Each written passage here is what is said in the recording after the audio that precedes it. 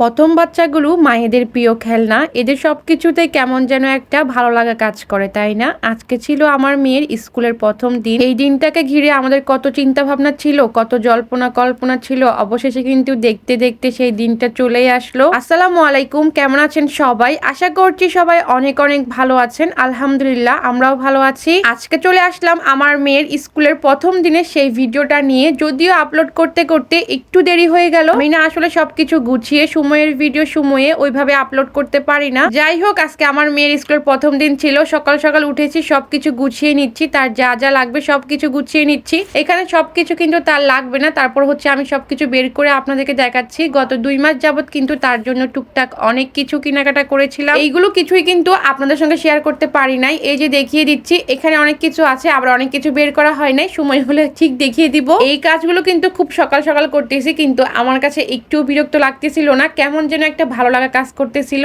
যাই হোক, আজকে যেহেতু স্কুলের প্রথম দিন, তেমন কিন্তু একটা ক্লাস হবে না, জাস্ট হচ্ছে কয়েকদিন যাওয়া আসা করবে। বাচ্চারা কিন্তু অনেক বেশি কান্নাকাটি করে প্রথম প্রথম স্কুলে যেতে বা অ্যাডজাস্ট হতে আর কি। এই তো টুকটাক করে হচ্ছে ওর ব্যাগটা গুছিয়ে দিচ্ছি। ওর স্কুলের কিন্তু এক্সট্রা খাতা আছে, খাতা দেওয়া হবে স্কুল থেকে, বুক লিস্ট আছে, এগুলো কিছুই কিন্তু এখন পর্যন্ত দেওয়া হয় নাই। ওই যে বললাম স্কুলের প্রথম দিন, সেই জন্য আমার বাসায় কিছু খাতা ছিল, সেগুলো দিয়ে দিয়েছি। পেন্সিল, ইরেজার দিয়েছি, আর দিয়েছি হচ্ছে ওয়াটার পট। 1 ঘন্টা ক্লাস হবে, আর কিছু প্রয়োজন হবে না। মেয়ের বাবারও কিন্তু আমার থেকে শখ অনেকটা কম না। দেখেন, সে মেয়ের স্কুলের প্রথম দিন দেখে কিন্তু একটা কেক নিয়ে এসেছে। আর এই যে তোহাকে রেডি করার পর কিছুটা এমন লাগতেছে, সবাই কিন্তু মাশাআল্লাহ বলে দিও আপুরা। আর এইদিকে হচ্ছে কেকটার সঙ্গে আমি ওর কয়েকটা ফটোশুট করে রাখতেছিলাম। এইগুলোই আসলে স্মৃতি হিসাবে থেকে যাবে, সময় কিন্তু চলে যাবে ঠিকই। গত 4 বছর যে কিভাবে কেটে গেল বুঝতে পারলাম না। 4 বছর কিভাবে যে চলে গেল, দেখতে দেখতে কিন্তু মেয়েটার স্কুলে যাওয়ার সময় চলে এসেছে। বলতে পারেন এখন থেকে কিন্তু জীবনের দৌড় শুরু হয়ে গেছে। এই দৌড়ের কিন্তু আর কোনো শেষ নেই। মেয়ের সঙ্গে সঙ্গে কিন্তু আমারও জীবনের একটা নতুন যুদ্ধ শুরু হয়ে গেছে।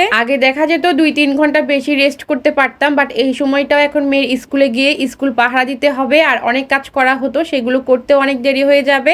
আমারও কিন্তু অনেক তাড়াহুড়া হবে, সেটা বুঝতে পারতেছি। তারপর সবকিছু মিলে আলহামদুলিল্লাহ, আল্লাহ যা করে ভালোর জন্যই। আর আমরা না কেক কেটে ফটোশুট করতে করতে স্কুলে আসতে অনেকটা দেরি করে ফেলেছি। আমাদের আগে আমাদের অনেক বন্ধুরা চলে এসেছে, সবাই চলে এসেছে, যার কারণে আমাদের সিটটা এই যে লাস্টে পড়েছে। তবে এরপরের থেকে কিন্তু আমরা সবসময় আগে এসেছি, আর আমরা সবসময় কিন্তু প্রথমের বেঞ্চেই বসেছি। যাই হোক, এই যে তোহার স্কুল আপনার সঙ্গে শেয়ার করলাম, কেমন লেগেছে অবশ্যই জানাবে। প্রথম দিন কি আর ক্লাস হবে, কি আর পরিচিত হবে। বাচ্চারা তো এমন বেশি কান্নাকাটি করতেছিল, কিছু কিছু বাচ্চা আছে অনেক বেশি খুশি ছিল। আমার মেয়েও আলহামদুলিল্লাহ অনেক বেশি হাসি খুশি ছিল। আর অনেক বাচ্চা ছিল এত বেশি কান্না করতেছিল, কি আর বলবো। ওরা কিন্তু বসেই নাই, একেবারে ম্যামের সঙ্গে সঙ্গে ছিল আর গার্জিয়ানদের সঙ্গে সঙ্গে ছিল। মানে ওরা কিছুতেই ক্লাসে যাবে না, সিটে বসবে না। প্রথম প্রথম স্কুল তো ওদেরও কিন্তু অ্যাডজাস্ট হতে একটু সময় লাগবে। যাই হোক, বাসায় চলে এসেছি। বাসায় চলে এসে একটু টুকটাক রান্না বাড়া করে নিচ্ছি। দুপুরে তো ভাত খেতে হবে। ফ্রিজে সবসময় পেঁয়াজ কাটাই থাকে, আর এই রান্নাটা কিন্তু আমার কাছে সব থেকে একেবারে সহজ লাগে। শুধু হচ্ছে একটু পেঁয়াজটা ভেজে